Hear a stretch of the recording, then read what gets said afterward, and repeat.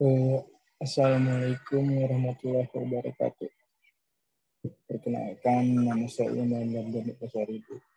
NIM 120 190 153, Prodi Teknik Industri.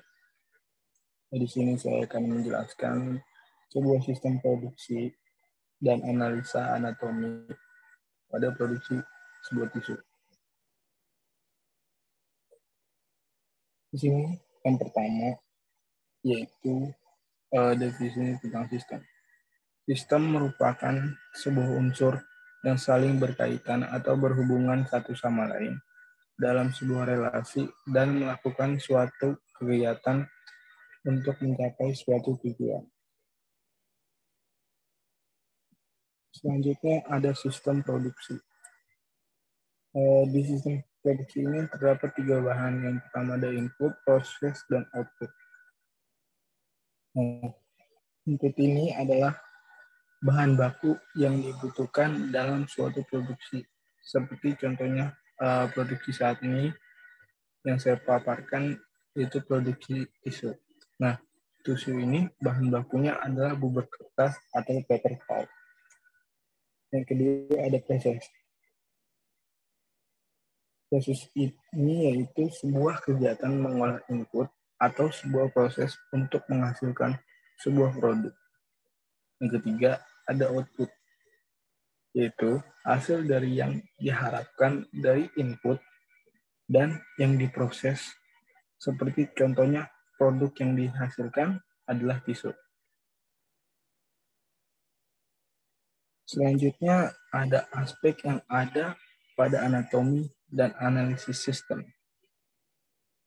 Yang pertama ada aspek struktural, aspek fungsional, aspek batasan, aspek lingkungan, dan aspek tujuan. Yang pertama itu ada aspek struktural. Sini terdapat beberapa tabel-tabel.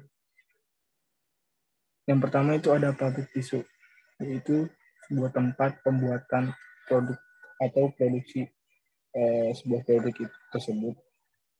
Yang kedua ada toko-toko penjual. Nah, hasil produksi itu lalu dijual atau diberikan ke toko-toko penjual ini. Nah, selanjutnya ada konsumen atau pembeli. Nah, konsumen ini membeli produk yang dari pabrik lewat dari toko-toko penjual ini. Setelah itu terjadi sebuah transaksi antara pembeli dan penjual.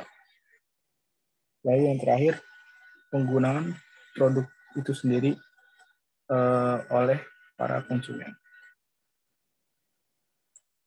Selanjutnya ada aspek fungsional.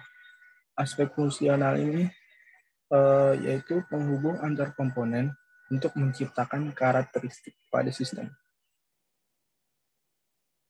Selanjutnya ada aspek batasan. Nah, aspek batasan pada sistem ini yaitu toko-toko penjual sebagai penghubung antara pabrik produksi dengan para konsumen atau para pembeli. Selanjutnya ada aspek lingkungan. Menjalankan suatu sistem sesuai dengan interaksinya. Contohnya, yang pertama ada produsen, yang kedua ada penjual, dan ketiga ada konsumen. Yang terakhir yaitu aspek tujuan. Konsumen dapat menggunakan produk ini sebagai alat pembersih yang mudah. Yang kedua, membuat alat pembersih yang lebih simpel dan mudah digunakan dan dapat digunakan hanya sekali pakai dan dapat langsung dibuang. Lebih efisien. Oke, kurang lebih seperti itu yang bisa saya jelaskan dan saya paparkan. Tidak ada salah kata maupun perbuatan, mohon dimaafkan sebesar-besarnya. Sekian dari saya. Wassalamualaikum warahmatullahi wabarakatuh.